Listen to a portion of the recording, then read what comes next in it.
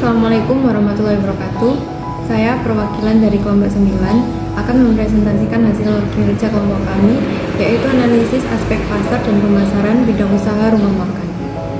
Anggota kelompok kami yang pertama adalah Nisa Mawadah dengan NIM 1961228, saya Ovi Aristia dengan NIM 1961311, Liana Putri Magareta dengan NIM 1961343, Silviana Iskandar dengan NIM 1961349, Syarul Mashari dengan NIM 1961384, Ahmad Torik Aska Mustafa dengan NIM 1961422. Analisis pasar. Yang pertama, market segments. Target pelanggan atau pasar yang disasar rumah makan masakan Jawa adalah orang dewasa, pekerja, mahasiswa dengan usia 20 tahun ke atas. Yang kedua, market size. Berdasarkan dari data BPS Kabupaten Jombang per 3 Februari 2020, jumlah restoran dan rumah makan yang terdaftar di Kabupaten Jombang adalah sebanyak 18 restoran, di mana 50% menjual jenis makanan Jawa, 20% Indonesian food, 20% China food, dan 10% Eropa food, sate, dan kue. Berdasarkan data ini, market size yang besar dan banyak diminati di Jombang adalah rumah makan yang menyediakan masakan Jawa. Hal ini selaras dengan rumah makan yang kami analisis adalah yang menjual masakan Jawa, maka market size-nya bisa dikatakan cukup besar, yaitu sebanyak 50% di lapangan. Yang ketiga, market share. Jumlah kelompok pekerja dengan usia di atas 20 tahun di Jombang sebanyak 53.240 jiwa, dan setiap bulan jumlah kunjungan di rumah makan yang kami analisis sebanyak 1.500 jiwa. Maka 1.500 dibagi 53.240 dikali 100%, maka market share-nya dari rumah makan yang kami analisis adalah 3,5%. Yang keempat, spending group. Spending group dari rumah makan masakan Jawa yaitu orang dewasa, termasuk para pekerja dan mahasiswa yang cenderung menyukai makan bersama dan berkumpul dengan rekan-rekannya. Yang kelima, kompetitor.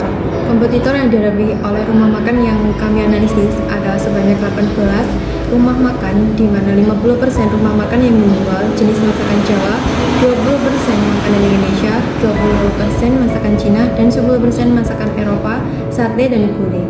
18 restoran yang menjual berbagai jenis makanan baik sesama Jawa food atau bukan, inilah yang menjadi kompetitor rumah makan yang kami analisis.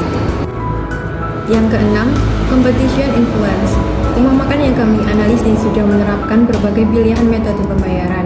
Selain itu, skill dan kemampuan komunikasi karyawan yang baik, pelayanan yang cepat, karena pelanggan langsung dilayani mulai dari pembayaran sampai membawa makanan yang diinginkan ke meja sehingga tidak perlu menunggu karyawan menyiapkan terlalu lama. Yang ketujuh, customer mix.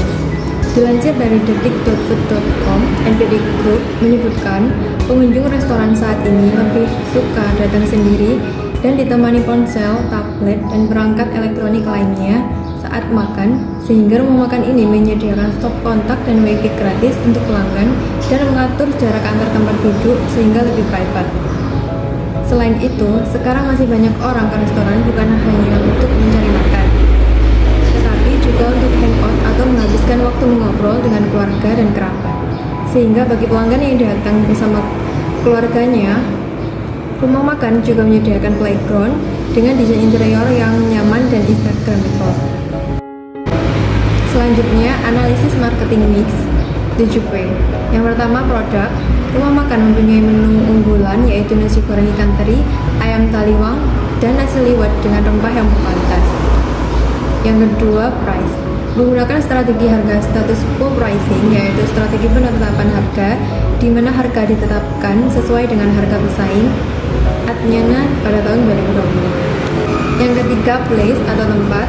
Rumah makan masakan Jawa dekat dengan lokasi perkantoran, dekat dengan lokasi pusat pemerintahan, dekat dengan lokasi perumahan atau masyarakat, mempertimbangkan jumlah pesaing yang ada di lokasi, sarana dan prasarana termasuk kebersihan lantai dan tempat makan. Yang keempat, promotion. Menggunakan sarana promosi beriklanan, promosi penjualan, publisitas, secara langsung maupun menggunakan media sosial seperti Instagram, Facebook Ads, Gojek, dan Grab sesuai dengan era modern sekarang. Yang kelima, physical evidence. Rumah makan menggunakan tipe essential evidence, yaitu dengan menerapkan desain interior, menu, dan penampilan karyawan. Rambat Lepiwadi, tahun 2001. Yang keenam, people. Rumah makan merekrut pegawai dengan kriteria harus memiliki skill atau kemampuan dalam memasak, menyajikan makanan, melayani pelanggan, good communication, dan menerapkan 3S, senyum, sapa, dan salam. Yang ketujuh, proses. Menurut Zeitan and Bittner yang dikutip oleh Raid Huryati pada tahun 2005, proses adalah semua prosedur aktual, mekanisme, dan aliran aktivitas yang digunakan untuk menyampaikan jasa. Proses ini mulai dari memesan makanan di kasir dengan pilihan menu yang disediakan, melakukan pembayaran secara cash, credit card, scan QR code, mendapatkan bukti pesanan, menunggu makanan, membawa makanan yang sudah siap ke meja makan, sampai siap untuk dikonsumsi oleh pelanggan. Selanjutnya, analisis strategi pemasaran. Yang pertama, segmenting. Segmenting terbagi menjadi 3, yaitu geografis, yaitu rumah makan menyasar wilayah perkotaan atau kabupaten terkhusus di Jombang dan dengan cabang di kabupaten sekitar. Dan demografis, pria dan wanita, kelompok pekerja, kelompok mahasiswa, usia di atas 20 tahun. Walter pada tahun 2001. Untuk psikografis, masyarakat kelas menengah dan atas dengan kecenderungan menyukai harga, pelayanan, dan kualitas. Selanjutnya, targeting. Targeting dari rumah makan masakan Jawa ini adalah para pekerja, mahasiswa, hingga pelancong dari luar kota dan kelompok masyarakat menengah dan atas yang memerlukan sarana berkumpul dan bersosialisasi. Dan yang terakhir, positioning. Strategi yang dilakukan rumah makan masakan Jawa adalah dengan menggunakan road sign secara masif, yaitu menggunakan kalimat Durung mangan mesti luwe, rumah makan masakan Jawa 50 km, dan signboard mangan enak rasanya akeh. Sekian presentasi dari kelompok 9. Wassalamualaikum warahmatullahi wabarakatuh.